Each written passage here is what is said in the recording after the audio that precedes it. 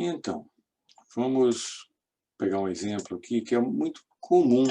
Esse aqui é uma situação simplificada de um caso que é bem corriqueiro em sistemas mecânicos. Isso aí digamos, uma versão simplificada de um eixo de transmissão, em que, tudo bem, aqui não seria um engaste, mas seria provavelmente um mancal de rolamento aqui, um outro ali, e com duas regiões, com dois escalonamentos. Não é tão típico, normal precisaria de três, então ficaria um problema mais longo, e eu terminei enxugando ele. Mas tem os elementos básicos, tem o carregamento transversal, tem um momento fletor localizado, em outra situação teria um momento torçor também, e duas partes aqui com diâmetros diferentes, representado por momentos de inércia I1 e I2, cada um com seu comprimento. Numa situação dessa, você nem precisa incorporar os efeitos, nesse caso aqui, eu fiz a resolução inteira, sem a parcela dos deslocamentos axiais, sem a parcela barra, percebe? Eu posso simplesmente tratar com aquela formulação inicial que nós tínhamos feito de elementos de viga, que só tinha 4 graus de liberdade por elemento, 2 por nó, que é o deslocamento transversal e o grau de liberdade de rotação. Tá? Então, aqui tem uma visualização do modelo com dois elementos, a força transversal e o momento, os valores conhecidos de carregamento, reação transversal e as duas reações aqui no engaste. Quer dizer, eu não estou levando em conta nada axial. Então, nesse caso, todos os elementos terão o seu eixo X local colinear com o global, certo?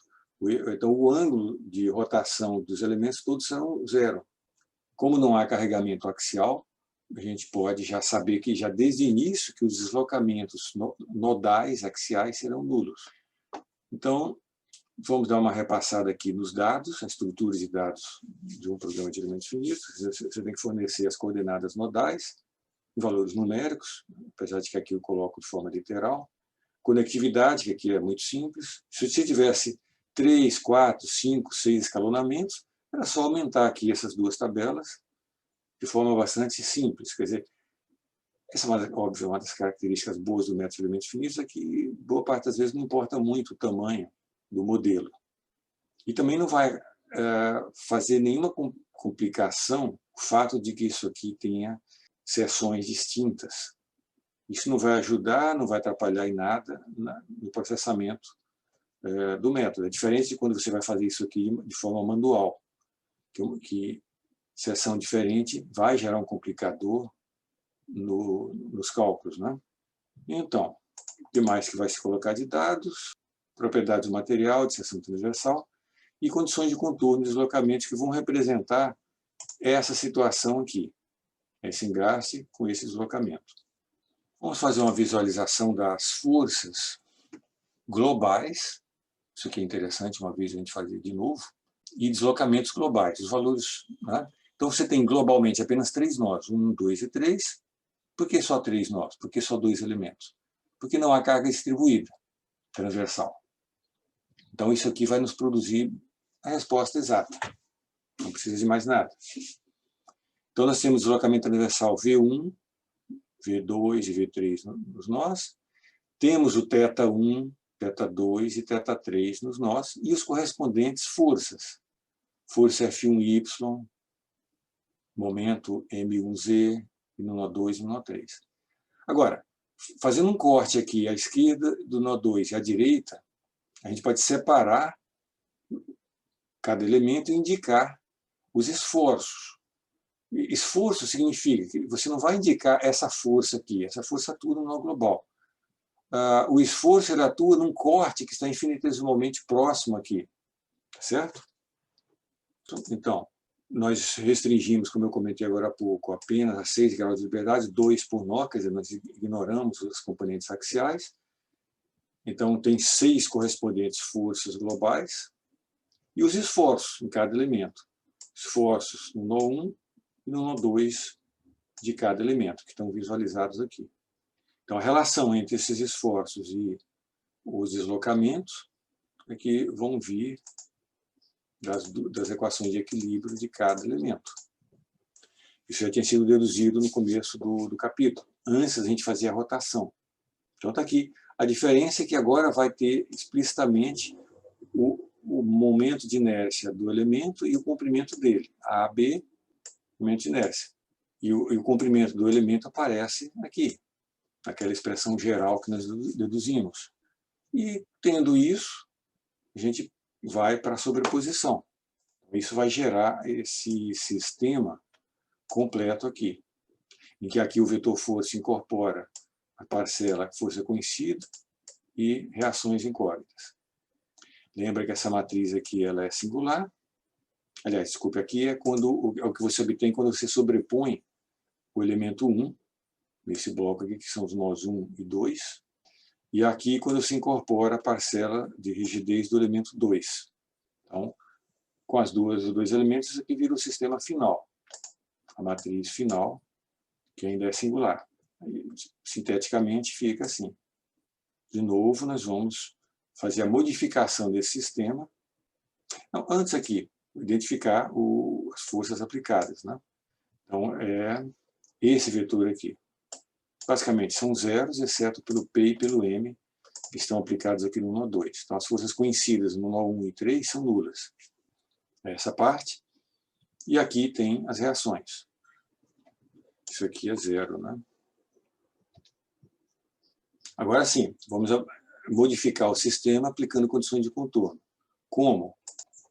Se nós temos aqui V1 igual a zero, esse V1 zero, nós multiplicamos essa coluna por zero, multiplicamos essa linha do sistema por zero, quer dizer, a linha da matriz e a linha do vetor. Quer dizer, isso aqui vai ficar multiplicado por zero também. Faz isso com o θ1 e depois com o V3. Então, o sistema modificado fica dessa forma aqui, certo? Então, fica essas três linhas e colunas aqui nulas, a gente coloca esse 1 na diagonal, que sobrou. Automaticamente, as reações aqui, elas ficam multiplicadas por zero, e o que sobra é a parte conhecida do vetor força. Essa matriz aí agora ela é não singular. Como é que eu sei? Porque essas condições de contorno são suficientes para impedir todos os movimentos do corpo rígido. Você pode ver, inclusive, que isso aqui é um problema hiperestático. Tem até excesso de restrições. A gente precisaria de apenas duas condições, e aí tem três condições de restrição. Então, ele eliminou o movimento de corpo rígido, a matriz fica não singular. Aqui, para não ficar expressões muito grandes, eu resolvi, no meio do caminho, simplificar um pouco os dados, só para ficar enxuto a história. Claro que, numericamente, para o programa, isso não faz nenhum benefício. O fato de que isso aqui seja o dobro daquilo, etc.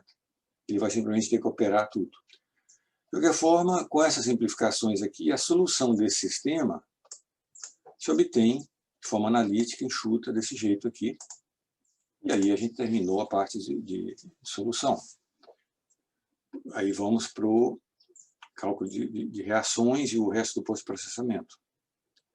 Nós temos aqui as reações, vão ser calculadas daquela forma de sempre. KU, esse K é a matriz original, menos as forças aplicadas, conhecidas, você vai ter as reações aqui. Aqui a forma simbólica do vetor reação. Em seguida, a gente passa para o cálculo de tensões, elemento por elemento, seguindo aquele roteiro que nós já fizemos no exemplo anterior. Nós temos o vetor completo de deslocamentos, o vetor completo nós tínhamos encontrado, envolvendo os três nós.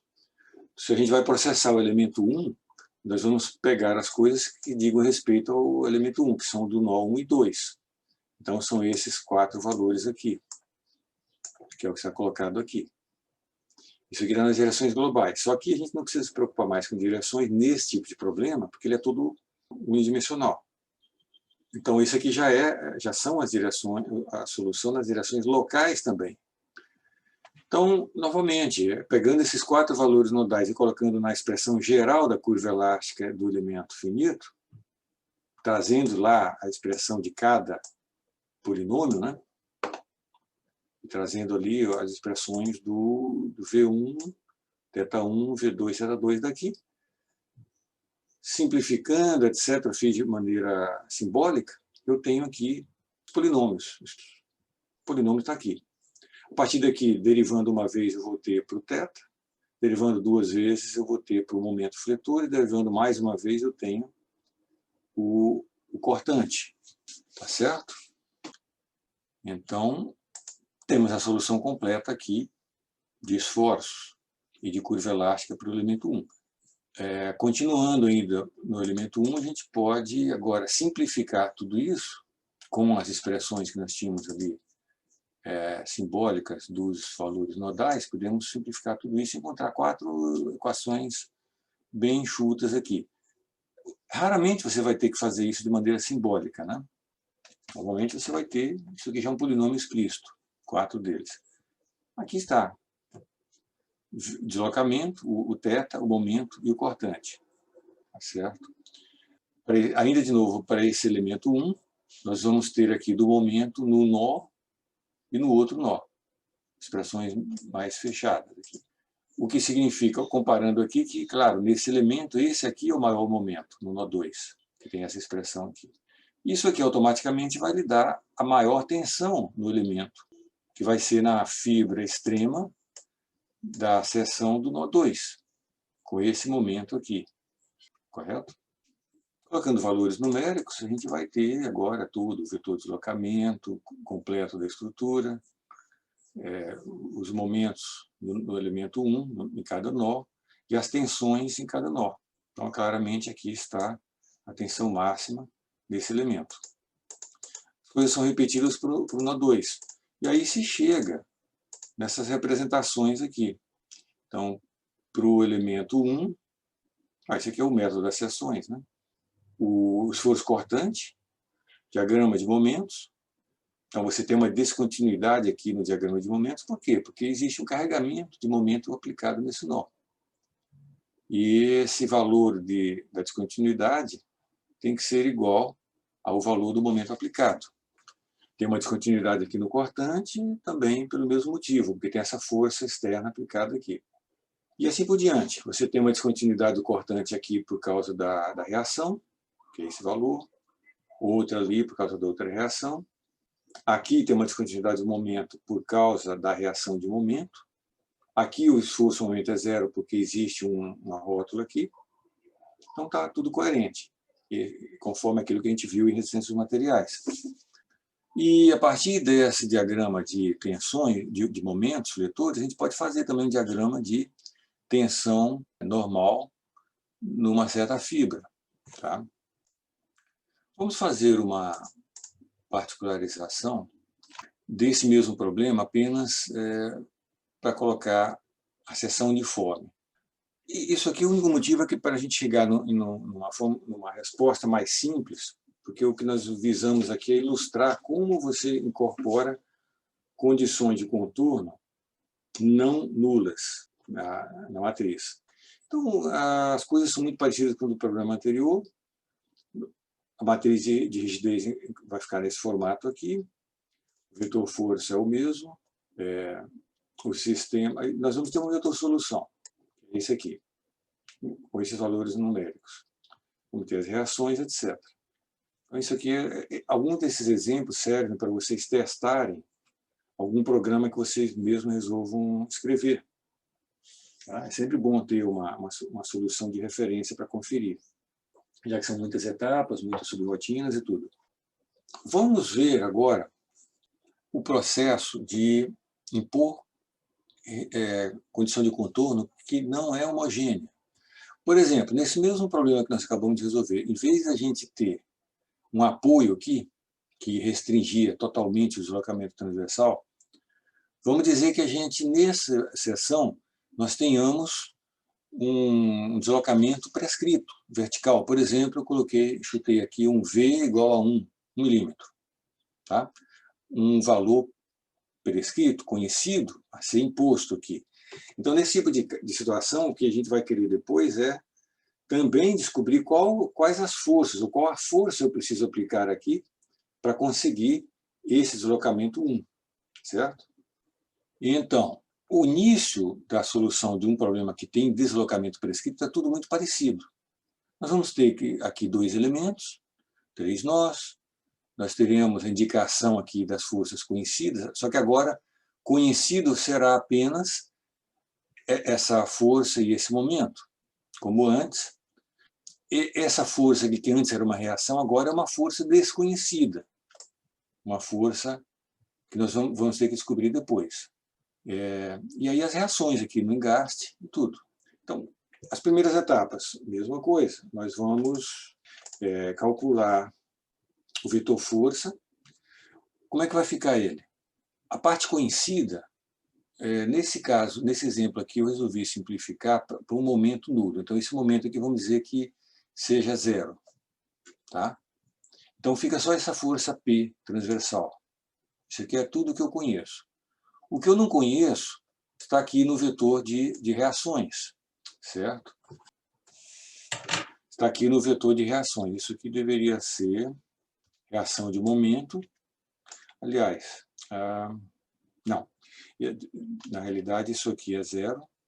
E aqui nós temos essa reação. Então, a questão que tem aqui, gente, que a gente tem que prestar atenção é o seguinte. Esse valor, para a gente conseguir aplicar um deslocamento conhecido aqui, a força necessária a ser aplicada aqui é, a priori, desconhecida. Então, essa força, você pode dar o nome que quiser. Eu coloquei aqui como R3, Y. Mas vai ter que ser determinada a posteriori. Tanto quanto essas outras reações aqui. Correto? Então, continuando. A matriz de rigidez vai ser obtida da maneira de sempre. E nós temos essa visão diagramática aqui.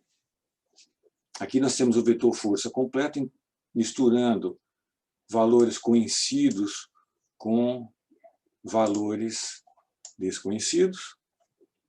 Aqui tem apenas uma indicação, né? A única coisa o que eu sei aqui são aqueles graus de liberdade que eu sei que estão restritos, que é nesse engaste aqui, e eu sei que o deslocamento que eu pretendo aplicar naquele nó 3 é esse aqui. O nó 2 é incógnito, e o θ 3 também é incógnito. Mas isso aqui, por enquanto, só serve para nós. Isso aqui não foi feito nada aqui ainda. O que nós temos a fazer é modificar o sistema para incorporar essas informações aqui, criar um outro sistema ali. Então, como é que nós vamos fazer? Se a gente estivesse fazendo isso à mão, como é que seria feito? Se a gente sabe, você tem um sistema de equações, você sabe o valor de uma dessas constantes aqui, o que normalmente você faz? Você pega esse valor aqui, conhecido, multiplica por aquela coluna correspondente, o resultado vai ser um vetor conhecido. E você transfere esse vetor conhecido para o lado oposto da igualdade. Então, você vai fazer isso aqui. Correto? Basicamente, essa coluna aqui, essa força vai ser, isso aqui é um novo vetor força, que é o produto do deslocamento prescrito, com isso aqui que é a coluna correspondente da matriz. Então, o que sobrou naquele espaço ali, naquele lugar onde havia essa coluna na matriz? Sobraram zeros, correto? Sobraram zeros. Inclusive, isso aqui é um outro zero que tem aqui. O resto é simétrico, mas não essa parte aqui. Você veja que a matriz agora deixou de ser simétrica. Eu vou tirar isso daqui para não gerar confusão. O correto agora, na realidade, era que a gente fizesse isso aqui. Era uma matriz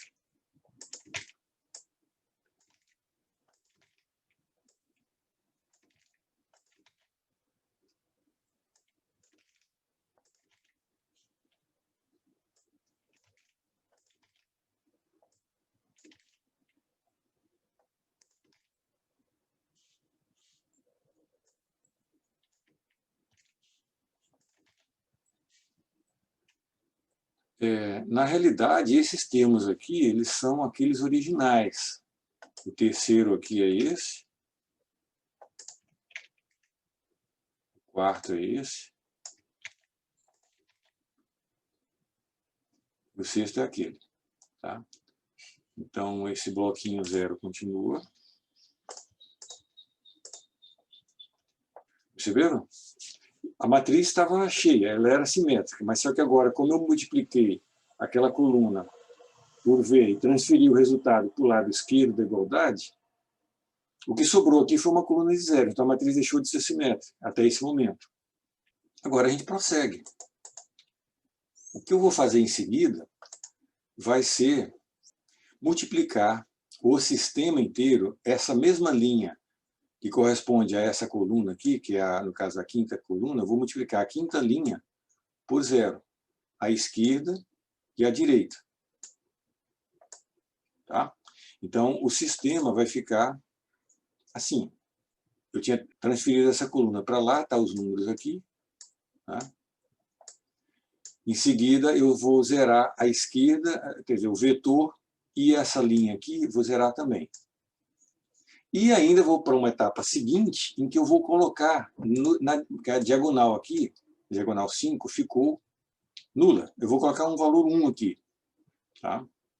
Então, nesse local aqui, eu vou colocar o valor de V. Vou colocar o valor prescrito, que é esse valor que está aqui.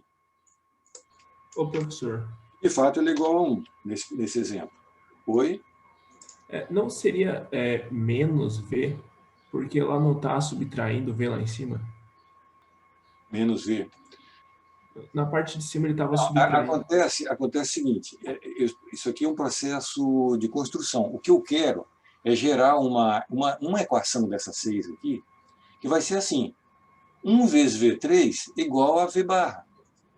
Então, quando eu for para a fase seguinte, que é de solução do sistema, automaticamente o resultado vai me dar V3 igual àquele valor lá que eu prescrevi, que era V barra.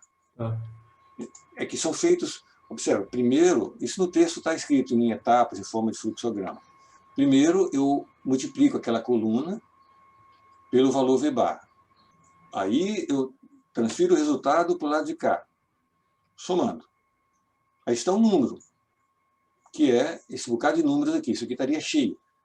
Aí eu vou para a etapa seguinte, que eu vou zerar essa coluna, depois eu vou para a próxima etapa, que eu vou zerar essa linha aqui e aqui. Aí eu vou para uma quinta etapa, que eu vou colocar o V barra aqui. É outra etapa. Tá? Então é etapa A, B, C, D, E, isso lá no texto tem tudo listado. Então, claro, isso eu fiz para aquele deslocamento que não é nulo. Os que são nulos, o procedimento é o mesmo, só que o que acontece? Se eu pegar aqui, por exemplo, seguir esse procedimento, eu pego o valor prescrito aqui, que é 0, multiplico por essa coluna, o resultado é 0, então eu não preciso nem me dar o trabalho de somar lá. Você vê que o procedimento que eu estou mostrando hoje é o mesmo que a gente já tinha antes. Só que quando o valor é 0, eu não preciso fazer isso aqui. Porém, as outras etapas eu continuo fazendo. Eu vou zerar essa linha, vou zerar essa coluna, e vou colocar um valor qualquer ali do lado do vetor força. Então, zerei aqui, zerei essa linha, zerei essa coluna, botei 1 na diagonal. Tudo fica igual. Quer o valor seja nulo ou não nulo. Esse procedimento aqui resolve qualquer situação. Então, visto isso, quando eu tenho esse sistema construído dessa maneira, o solver, quando ele me produzir a resposta, automaticamente vai satisfazer tudo que eu quero. Vai ter 0 onde era para ser 0, vai ter o valor prescrito onde era para ter, e vai ter os outros valores que eram incógnitas. Então, por exemplo, vai ter o θ3 aqui, que é a rotação dessa seção aqui.